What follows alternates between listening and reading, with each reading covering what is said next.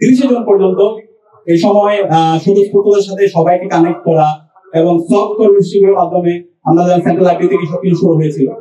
এরপর ঈদের বন্ধ ছিল, পরবর্তীতে ঈদের পরে সেকেন্ড স্টেজে কর্মসূচিগুলো শুরু হয়। এবং কর্মসূচির ক্ষেত্রে দেখবেন আমাদের দেশে যেটা হয়েছে, দীর্ঘদিন ধরে আন্দোলন সংগ্রামগুলো ব্যর্থ হওয়ার কারণে আন্দোলন ঈদের পরে শুনলে সবাই একটু হাসাহাসি করতো, অথবা হইলো হরতাল অবরোধ, এগুলোর হচ্ছে যে জজবা ছিল সেটা কিন্তু হারিয়ে যায়।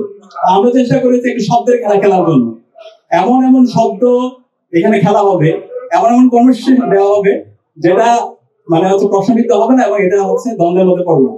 তো দেখতে পেয়েছেন এই কর্মসূচিতে শুরুতে যেটা হচ্ছে অবরোধ না বলে ব্লকেট করা হয়েছে, বাংলা ব্লকেট। এবং হচ্ছে এখানে যে প্রেস রিলিজ গুলো ছিল সার্বজনীনভাবে সবকিছু করা হয়েছে। তো 1 জুলাই থেকে 13 জুলাই পর্যন্ত আন্দোলনটাকে এইভাবে আমরা হচ্ছে জনসম্পৃক্ত করার চেষ্টা করছিলাম। এবং বাংলা ব্লকের থেকে শুরু করে বিভিন্ন ধরনের কর্মসূচি পালন হচ্ছিল, রাষ্ট্রপতি বরাবর স্মারকলিপি এবং সারা দেশের স্মারকলিপি, এখানে সবার এঙ্গেজমেন্ট ছিল। আমরাও এখানে কাজ করার চেষ্টা করেছি প্রত্যেকের জায়গা থেকে। এবং তখন পর্যন্ত আমরা অপেক্ষা করছিলাম ফ্যাসিস্ট হাসিনা, খুনি হাসিনা এবং তার দূষণরা তারা একটু কমেন্ট করুক আমাদের আন্দোলনটাকে নিয়ে। আমরা কাজ করতেছিলাম, মানে যাচ্ছিলাম। এবং 9 তারিখের দিকে আপনারা দেখতে পেয়েছেন হাইকোর্টের মাধ্যমে তারা চাইছিল এটাকে কিছুদিনের জন্য এটাকে ইস্তফা দেওয়া, এরকম। তো একটা গ্রুপ এখানে এজেন্সির লোকরা তারা বিভিন্ন ভাবে তারা নেগোশিয়েট করার চেষ্টা করছে। তখন আমাদের পক্ষ থেকে আমরা বলতে যারা ছাত্র জনতা, এখানে আমরা বলতে শিবির ধরে না আর কি, ছাত্র জনতা। তো আমরা তখন বললাম হচ্ছে আন্দোলনটা হচ্ছে রাজপথে সমাধান হবে, হাইকোর্ট অথবা সুপ্রিম কোর্টে এখানে আমরা আমাদের আন্দোলনটা আমরা করবো না। তো এই আন্দোলন করতেছিলাম, কিন্তু সরকারের দায়িত্বশীল পর্যায়ের মন্ত্রী অথবা ফ্যাসিস্ট হাসিনা অথবা তারা কোনো ধরনের কমেন্ট করছিল না। তো আপনারা দেখতে পাইছেন 14 তারিখ খুনি হাসিনা সে হচ্ছে একটা প্রেস কনফারেন্স ছিল, ওই প্রেস কনফারেন্সে তার যারা তুষামতি করতো এর মধ্যে সে একটু কোয়েশ্চেন করছে, পরবর্তীতে সে বলছে আমি কি আমাদের হচ্ছে কোটাটা কি আমি রাজাকার নাতিপতিদেরকে দিব। তো আমরা এই মুভমেন্টের জন্য কিন্তু বসেছিলাম। তো ওইটা দেওয়ার পরে পরবর্তীতে আপনারা দেখতে পেয়েছেন ঢাকা বিশ্ববিদ্যালয়ে ওই দিন একটা স্বতঃস্ফূর্ত বিস্ফোরণ, আমাদের ভাই বোনরা তারা রাস্তায় নেমে পড়েছিল এবং তুমি কি আমি কি রাজাকার রাজাকার স্লোগানে সারা ঢাকা বিশ্ববিদ্যালয় মুখরিত হয়েছিল এবং পাশাপাশি অন্যান্য ক্যাম্পাস গুলোতেও আমরা দেখতে পেয়েছি। ততক্ষণ পর্যন্ত আমাদের প্ল্যান ছিল আমরা কোনো ধরনের ক্যাজুয়ালিটিসে যাবো না, কোনো ধরনের মারামারি ধস্তাধস্তিতে আমরা যাবো না, কারণ আমাদের এর আগে একটু কি বলে এক্সপেরিয়েন্স আছে। আপনারা জানেন এর আগে ঢাকা বিশ্ববিদ্যালয়ে প্রোডাক্টিভ রমাদান শীর্ষক একটা আমাদের সেশন হয়েছিল। ওইখানে ছাত্রলীগের সন্ত্রাসীরা আমাদের ভাইদের উপর নির্মম নির্যাতন করে এবং ওই নির্যাতনের পরে ক্যাম্পাসে একটা ভীতিকর পরিস্থিতি তৈরি হয়েছে। ক্যাম্পাসের স্বাভাবিক যে অ্যাক্টিভিজম, সাধারণ শিক্ষার্থীরা ভয় পাওয়া যায়, ছাত্রলীগ তখন থেকে আবার তারা দানব হয়ে ওঠে। তো আমরা প্রথম দিকে প্ল্যান ছিল কোনো ধরনের যেন হচ্ছে ক্যাজুয়ালিটিস না হয়, কোনো ধরনের যেন মারামারি না হয়। এবং মাহমুদ আলমের সাথে আমার রেগুলার তখন আলাপ হতো এবং আমরা আলাপ করতেছিলাম। তো ওই দিন যেদিন তুমি কি আমি কি রাজাকার রাজাকার স্লোগান হলো সারা রাতে এবং সকালে আবার ফুটবল ছিল, আপনারা অনেকেই ফুটবল দেখছে।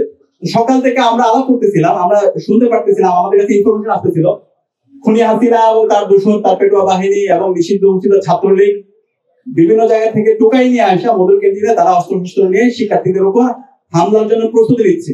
15 জুলাই আপনাদের তো মনে আছে, এখানে আমি অনেকটা দেখতে পাচ্ছি যারা তখন ওই সময় রাজপথে ছিল। তো তখন সকাল থেকে আমরা প্ল্যান করতেছিলাম মানে কোনো ধরনের ক্যাজুয়ালিটিস না হয়। মাহমুদ আলমের সাথে আমার বারবার আলাপ হচ্ছিল, নাহিদ আসিফের সাথেও তখন আলাপ হচ্ছিল। পরবর্তীতে ওই দিন দুপুর 12টায় হচ্ছে রাজু ভাস্কর্যে একটা প্রোগ্রাম ছিল এবং ওই হাসিনা খুনি হাসিনার তার যে কমেন্ট করছে ওটার প্রতিবাদে, এবং দুপুর 2টায় নিষিদ্ধ ছাত্রলীগ তারাও রাজুতে হচ্ছে প্রোগ্রাম দেয়। তো আমাদের প্রোগ্রামটা স্বাভাবিকভাবে শুরু হয়, সবাই স্বাভাবিক অবস্থায় ছিল, আমরা কোনো ধরনের প্রস্তুতি ছিল না। কিন্তু নিষিদ্ধ ছাত্রলীগ তারা অস্ত্র শস্ত্র নিয়ে শিক্ষার্থীদের উপর হামলার জন্য তারা প্রস্তুতি নিচ্ছিল।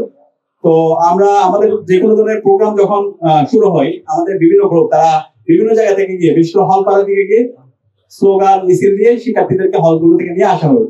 তো ওই দিনে দুপুরের তখন সম্ভবত 1:40-45 দিকে যখন হলপাড়ার দিকে আমাদের একটা টিম তারা হচ্ছে স্লোগান দিচ্ছিল, তারা ডাকতেছিল শিক্ষার্থীদেরকে, তখন ছাত্রলীগের সন্ত্রাসীরা আমাদের ভাইদের উপর বোনদের উপর হামলা করে। তো তখন হামলা যখন হয় তখন আমরা যারা রাজবাস করতেছিলাম তখন আমরা সবাই একসাথে যাই এবং ওইখানে আমাদের ভাই বোনদের উপর সন্ত্রাসী ছাত্রলীগ এবং হচ্ছে বহিরাগতরা নির্বিচারে আমাদের উপর হামলা চালায়। এবং হামলার পরে আপনারা দেখতে পেয়েছেন আমাদের বোনদেরকে এমন ভাবে রক্তাক্ত চেহারাগুলো আমাদের সারা দেশে তখন ছড়িয়ে পড়ে।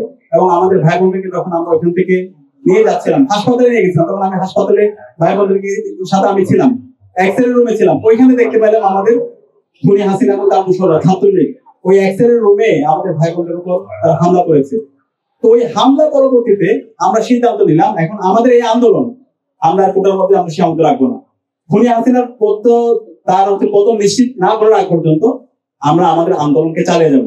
তো তখন থেকে আমাদের মূলত এক দফা আন্দোলন তখন থেকে আমাদের মাথায় চলে আসে এবং তখন থেকে আমরা এক দফা খুনি হাসিনার পদত্যাগ না হওয়ার পর্যন্ত আন্দোলন চালিয়ে যাওয়ার ব্যাপারে আমরা ডিটারমাইন্ড হয়ে যাই। তো এই পরবর্তীতে আমাদের প্ল্যান ছিল ওই দিন সন্ধ্যায় আমরা প্রতিরোধ গড়ে তুলবো এবং চাঙ্গারপুল থেকে আমরা প্রতিরোধ গড়ে তুলবো। কারণ আপনারা জানেন এর আগের দিন ঢাকা বিশ্ববিদ্যালয়ের সায়েন্সের 3টা হল, শহীদুল্লাহ হল, 21 হল এবং এফএস হল থেকে ছাত্রলীগের যারা সন্ত্রাসী ছিল তাদেরকে হল থেকে বের করে দেওয়া হয়। তো আমাদের প্ল্যান ছিল আমাদের জায়গা থেকে আমরা সন্ধ্যার পরে আমাদের ছাত্রদল বন্ধুদের সাথে তখন আলাপ হয়েছিল, শিবিরের ভাইরা মহানগর থেকে যারা আশেপাশে আছে তারা ওই সময় চাঙ্গারপুরে চলে এসেছিল, বামপন্থী ছাত্র সংগঠনের যারা ছিল তারা এসেছিল এবং মূল সমন্বয়ক যারা ছিল তারা তখন আসছিল। আমাদের প্ল্যান ছিল ওই দিনেই 15 জুলাই মাগরিবের পরে আমরা ওইখান থেকে সায়েন্সের 3টা হল, এই 3টা হল নিয়ে আমরা মিছিল নিয়ে সন্ত্রাসী যারা বহিরাগত আছে আমরা তাদেরকে আমরা ক্যাম্পাস থেকে বের করে দিব এবং নিষিদ্ধ ছাত্রলীগকে আমরা প্রত্যেকটা হল থেকে আমরা বের করে দিয়ে আমরা ছাত্রলীগ মুক্ত করবো। তো ওই দিন আমরা চেষ্টা করেছিলাম প্রত্যেকটা হলে বিশেষ করে সায়েন্সের 3টা হলে গিয়েছিলাম, কিন্তু ভাইদের বললাম আর একটু সময় নেওয়া দরকার, প্রস্তুতির আমাদের ঘাটতি আছে, অথবা আমাদের আজকে করলে আমাদের হিতের বিপরীত হতে পারে। তো তখন থেকে এই যে আপনার 15 জুলাই থেকে আপনার 18 তারিখ পর্যন্ত এটা একটা আমাদের আন্দোলনের একটা টাইম ফ্রেম। আবার 19 তারিখ থেকে 25 তারিখ পর্যন্ত একটা টাইম ফ্রেম, 26 তারিখ থেকে 2 তারিখ পর্যন্ত একটা টাইম ফ্রেম, আবার 2 তারিখ থেকে 5 তারিখ পর্যন্ত। এবং এই প্রত্যেকটা টাইম ফ্রেমে হাজারো ইনসিডেন্ট আছে এবং এই প্রত্যেকটা ইনসিডেন্টের সাথে আমরা যুক্ত ছিলাম এবং অনেকগুলো স্মৃতি আমাদের আছে।